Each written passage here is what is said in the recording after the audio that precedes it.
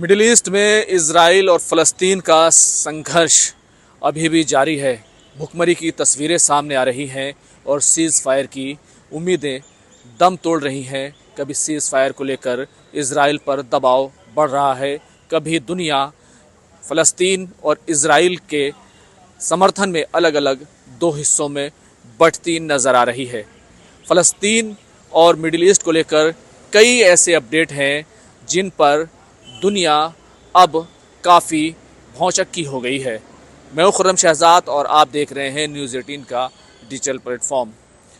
आज middle east को लेकर फ़लस्तीन और हमास के बीच जो चल रहा है और किस तरीके से वहाँ पर राहत सामग्री पहुँचाई जा रही है, किस तरीके से लोग वहाँ पर अभी भी मारे जा रहे हैं और कैसे सीज़ फायर को लेकर कोशिशें और तेज़ हो रही हैं और कैसे ऐसी तस्वीरें निकल कर सामने आ रही हैं जिससे इज़राइल भी परेशान हो चला है।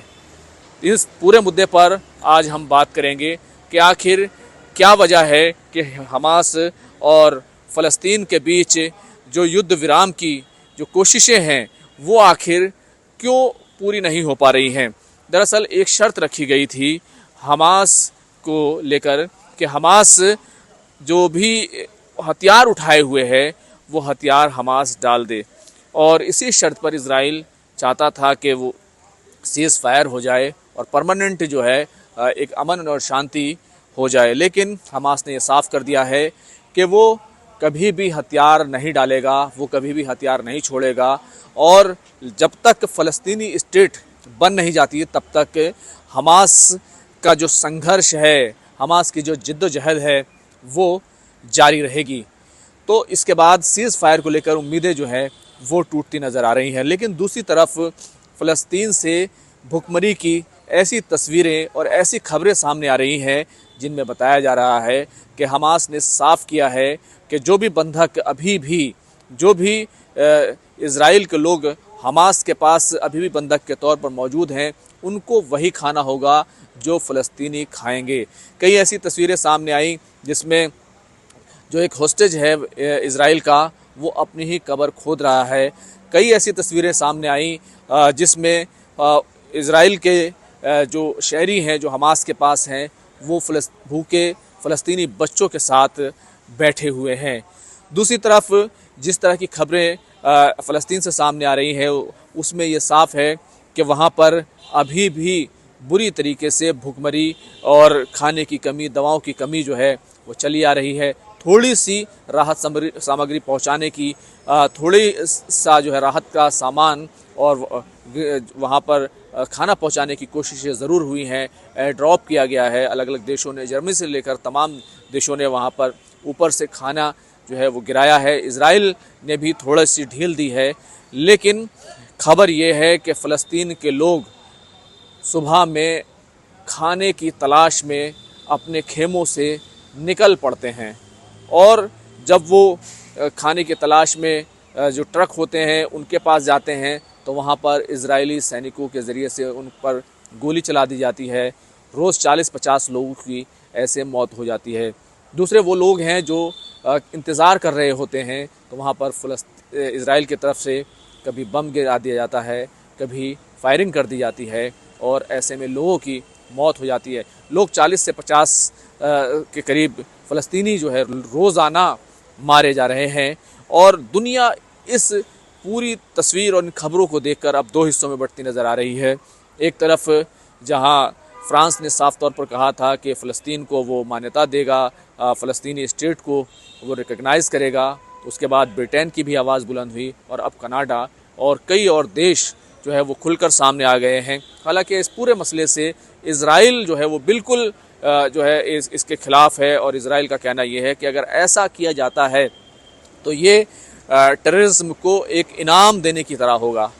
लेकिन पूरी दुनिया के लोग ये कह रहे हैं कि इज़राइल को सीज़ फायर करना चाहिए, और अगर सीज़ फायर इज़राइल नहीं करता है तो फ़लस्तीनी स्टेट को वो रिकॉग्नाइज़ करेंगे। यूएन जनरल असम्बली का इजलास होगा, उसके अंदर जो मीटिंग होगी उसके अंदर देश ऐसा ऐलान करने की बात कर रहे हैं और इज़राइल पर दबाव डाल रहे हैं कि फौरी तौर पर सीज़ फायर करे। लेकिन सवाल ये है कि आखिर इजरायली फ़लस्तीनी स्टेट का रिकग्निशन, उसकी मान्यता देने से आखिर क्या फ़र्क पड़ता है। ऐसा क्या होता है कि इज़राइल पर इतना दबाव पड़ता है कि वो सीज़ फायर जो है करने के लिए राज़ी हो जाए, और टू स्टेट सोल्यूशन की बात जो है वो क्यों हो रही है। तो ये एक अहम पहलू है। दरअसल अभी जो फ़लस्तीन है वो कोई देश नहीं है, सिर्फ एक अथॉरिटी है, एक प्रशासन है। जैसे कि किसी भी राज्य के अंदर एक सरकार होती है, लेकिन उसके नीचे कुछ प्रशासन होता है, तो प्रशासन की तरह काम करता है। फ़लस्तीन की जो महमूद अब्बास हैं या फिर हमास की जो गज़ा में सरकार थी, वो सिर्फ प्रशासन की तरह काम करती है। उसके पास ना मिलिट्री है और ना ही कोई दूसरी पावर है।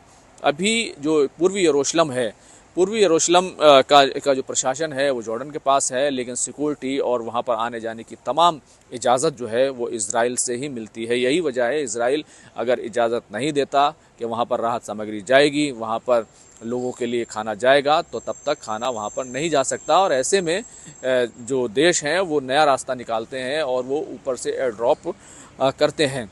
लेकिन अगर मान्यता दी जा रही है, जो इस तरह की बात की जा रही है, तो इससे फ़र्क क्या पड़ता है? इससे कोई ख़ास फ़र्क ज़मीन पर बिल्कुल नहीं पड़ता। सिर्फ आप अपना दूतावास चला सकते हैं, डिप्लोमेसी कर सकते हैं, सिर्फ इस तरह की एक परमिशन जो है वो मिल जाती है, और आप कुछ कारोबारी रिश्ते जो है वो कर सकते हैं। लेकिन ज़मीन पर जो है वो बिल्कुल इसका कोई फ़र्क नहीं पड़ता। इसी वजह से इज़राइल मुखालफत कर रहा है, लेकिन अभी भी वो सीज़ फायर पर उस तरीके से राज़ी नहीं हुआ है जिस तरीके से अब तक सीज़ फायर होना चाहिए था। कई दौर की बातचीत हुई है। इज़राइल की तरफ से हमेशा ये शर्त रखी जाती है कि हमास को पूरे तौर से हथियार छोड़ने होंगे, ताकि इज़राइल के लिए जो ख़तरा है वो हमेशा के लिए ख़त्म हो जाए। और इज़राइल नहीं चाहता कि कोई भी हथियारबंद ग्रुप जो है वो फ़लस्तीन के अंदर रहे। और यही तमाम बातें महमूद अब्बास के साथ की गई हैं, यही तमाम अब बातें जो है हमास के लोगों के साथ की गई हैं। होस्टेजेस को लेकर अपनी अपनी शर्तें हैं, और होस्टेजेस को फौरी तौर पर छोड़ने की जो है मांग की जा रही है। हमास पर ये दबाव डाल रहे हैं जो भी यूरोपियन कंट्रीज़ हैं, चाहे वो फ्रांस हो, चाहे वो ब्रिटेन हो, चाहे वो कनाडा हो, सभी का कहना ये है कि हमास को फौरी तौर पर जो इज़राइल के होस्टेज हैं उनको छोड़ देना चाहिए, और 7 अक्टूबर 2023 से जो लड़ाई शुरू हुई है उसमें शांति की तरफ आगे बढ़ना चाहिए। लेकिन साथ ही साथ, क्योंकि हमास से हथियार डालने के लिए भी कहा जा रहा है, हथियार छोड़ने के लिए कहा जा रहा है, लेकिन हमास इस पर राज़ी नहीं है। हमास का कहना यह है कि इस मसले का हल टू स्टेट सोल्यूशन है, और जब तक फ़लस्तीनी स्टेट का क़याम नहीं हो जाता, फ़लस्तीन एक देश नहीं बन जाता, तब तक वो हथियार जो है नहीं छोड़ेंगे। आपका इस पूरे मसले पर क्या मानना है? क्या जो हालात हैं, ऐसे हालात में हमास को थोड़ी लचक दिखानी चाहिए? क्या ऐसे हालात में इज़राइल को ये समझना चाहिए कि बहुत हो गया और उसको पीछे हट जाना चाहिए?